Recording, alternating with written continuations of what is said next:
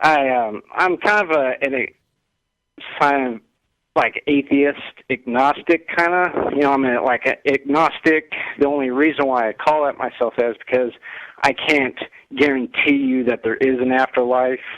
Okay, so I mean, That's so strange. I mean, yeah. I can't guarantee you anything about an afterlife either. But also, whether or not there's an afterlife has nothing to do with whether or not there's a God. Well, no, I'm not saying that there's a God. I mean, the way I see it is like, you know, existence doesn't need your approval for you to know that it exists. Any more than the ground needs your approval for you to walk on it. You know. Yeah, what's true is true, irrespective of what we believe about it. And you can be an agnostic and an atheist both. Yeah, So, well, yeah, not to worry. Well, okay. To get to the real core of why I'm calling is that, you know, I said this at my father's eulogy last year, and it went along the lines like this. I says, quote, "My mind was scrambling for answers from all the events that led up till now, and through my mind of deep meditation was the best answer I could come up with is that for every newborn baby that is born into this world, just before it becomes born, it probably thinks that its world is coming to an end, when in fact it's just now being born in a whole new world. So in that regard, forever when we think that our existence comes to an end here, it could mean that you're being born in a world that's far more vast than that of this one." End quote. Okay. You know, so I just wanted.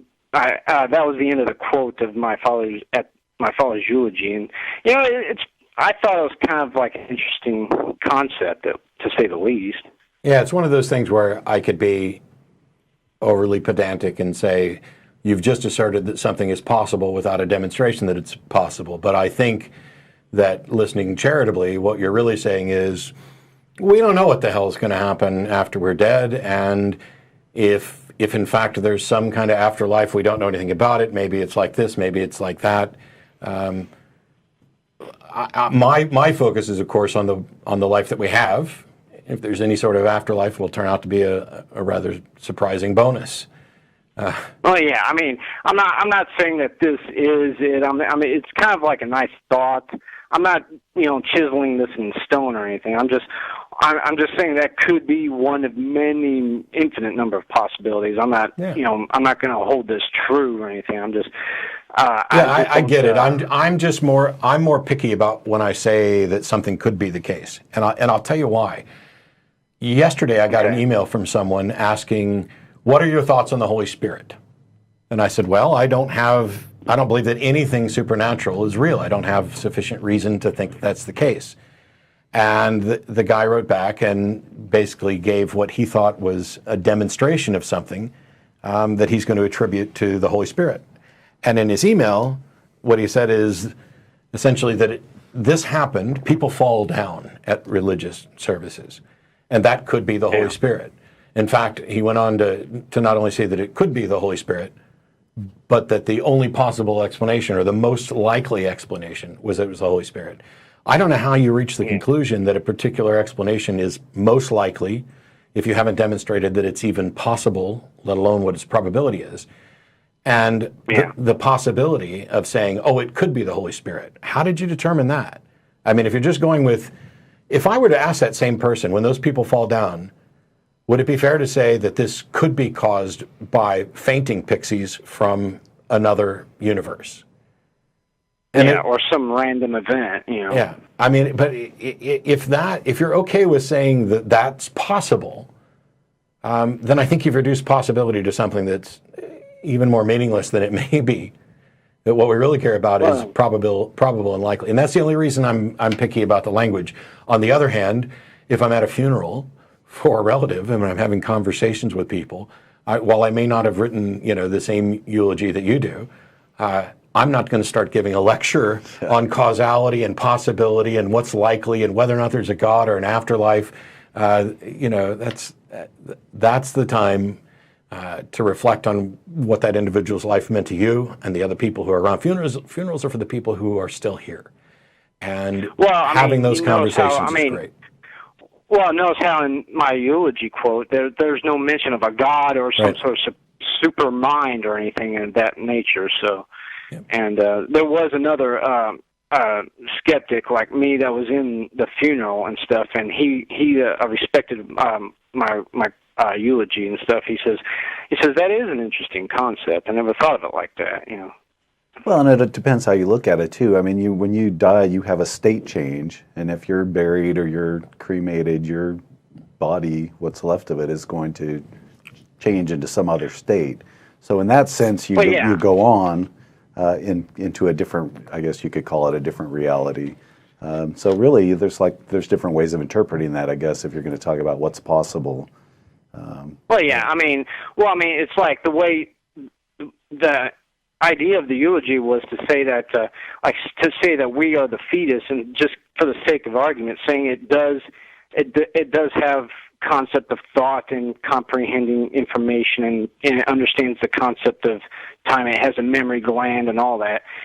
How could it possibly know that of an existence beyond darkness, beyond what it's available to? The same kind of scenario that we as a species, how could we possibly know of something that's beyond our reach? You know, that was the concept that I was trying to. Yeah, there's lots of things we don't have answers to, and there are some things that are apparently beyond our ability to answer with the information we have now. And the best thing to do is to recognize that that's the case and answer with an I don't know.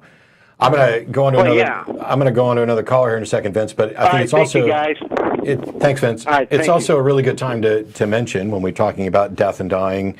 Not only an organization like Grief Beyond Belief, which is a secular organization that helps people dealing with death and dying, but there are a number of other secular organizations out there as well, including the Secular Therapist Project.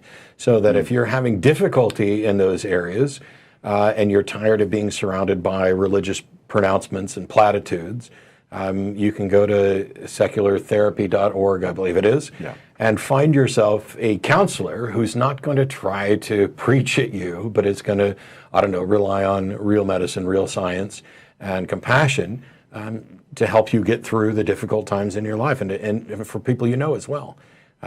Because one of the things is not only does atheism, and I know we're going to get to this in another call here in a second, we don't have any declarations of an afterlife. We don't think there is one. If it turns out to be one, cool, it's a bonus, whatever. But I think religions have done a really awful thing in portraying life and death in such awful terms. Death is the seemingly unavoidable end to life. And pretending that you're going to see your loved ones later on may, as Penn Jillette and others have pointed out, lead you to not necessarily work to treat people right in this life, that maybe I'll get to make up for it another time. Or I really miss that person. So rather than going through what could be a healthy grieving process where you recognize that this person had an incredible impact on your life, and that it's okay to cry, and it's okay to miss them, and that it's okay to cherish those memories, even when they feel overwhelming. If religion takes that and says, you know what, you don't have to feel overwhelmed because you're going to get to see him again, I'm not convinced that we're doing any good to people, because we're not teaching them how to cope with reality. We're teaching them how to dismiss it based on a hope of some extra reality. And that's incredibly troubling.